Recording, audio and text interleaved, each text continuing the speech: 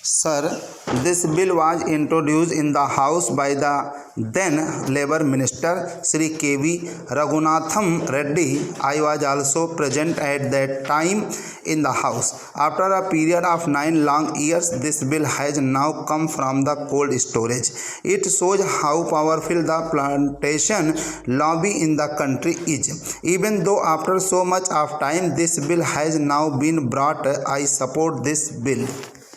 In the name of more comprehensive measure, I do not agree that this bill should be postponed or that it should be again referred to a joint committee. Some such proposal was there. I do not agree to that. Though it is not adequate and some improvement from the point of view of workers is needed, I do not agree that we should postpone passing it. For example, it has been suggested that the acreage limit should be brought down to 5 hectares to cover more plantations. In the south, especially in Kerala, Karnataka and other southern states, many plantations are not covered by this bill. I would request the minister to carefully examine this thing. In North India and some other places, tea plantation is on a large scale. But in the case of rubber, cardamom and coffee, it is 5 hectares. This is on the high side.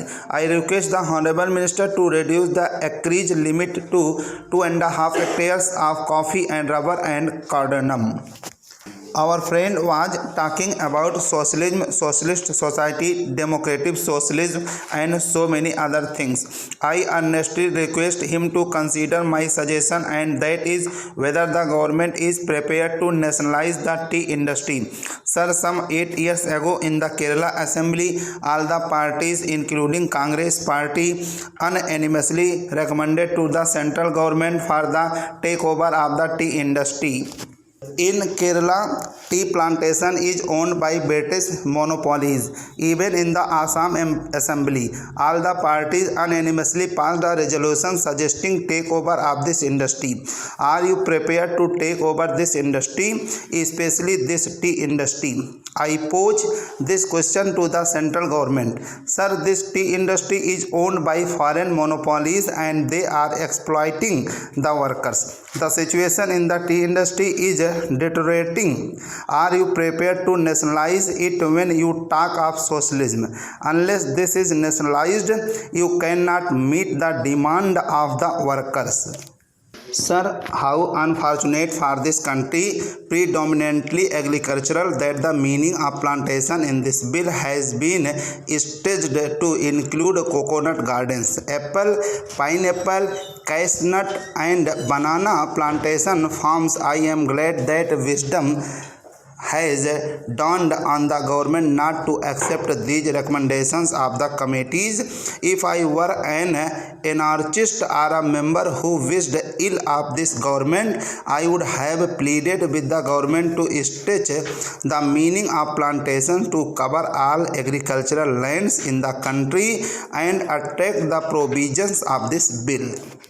Then we would have seen the beginning of convulsion and revolution in this country, as the debt-ridden farmers, being unable to fulfill the provisions of this bill, would have started filling up jails for violations of its provisions. Sir, I would take this opportunity to appeal to the Prime Minister to treat agriculture as an industry and treat agriculturists like the urban citizens and treat the farm holdings in the same way as they treat the factories and industries. The government should start finding out the invidious and discriminatory laws passed in the country since independence adversely affecting the farming community and review those laws if they want to ensure integrated development of the country. Mr. Vice Chairman, sir, you know the undivided Congress, the Indian National Congress, fought for plantation labor and also for the rights and privileges of the peasantry. It was Sardar Vallabhbhai Patel and Mahatma Gandhi in the Chauri Chaura movement who brought the peasantry to the forefront to the leadership of the Indian National Congress. As successors of those great leaders in that organization, it is high time the Congress did their best for the plantation labor as well as the unorganized peasantry in that area. Even in Mexico, in Algeria, in Russia, or in Cuba, or in other countries, it was the labor, the plantation labor, who took the revolution to its final goal. Here in this country, we do not want to see another blood bath. We do not want to see that they take up arms against government or against employers. As people's representatives and as government of the people, we must do our best to solve their problems, whatever their grievances or whatever their difficulties are, instead of allowing anybody to take advantage of their poverty and their difficulties. I know what goes on with plantation labor. I can give instance of different plantations. I come from West Bengal, where tea plantation is a very big factor, and I know how plantation labor are still being exploited. Housing facility near the plantations is a must for them under the act.